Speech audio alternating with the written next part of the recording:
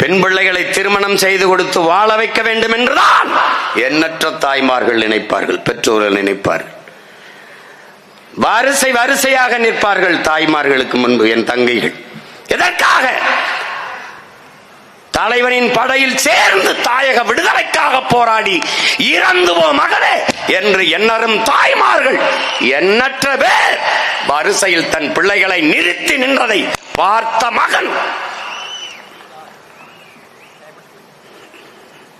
எத்தனை கண்ணகி கீழா நம்ம கோயில் கட்டுறது, எத்தனை தாய்மார்கள். இறந்தவர்களை விடு, இறந்து போ மகனே என் தாய் நிலத்தின் விடுதலைக்காக என்று அனுப்பி வைத்த பெற்றோர்களை போற்றாது எப்படிடா நீ போவது? எப்படி போவாய்?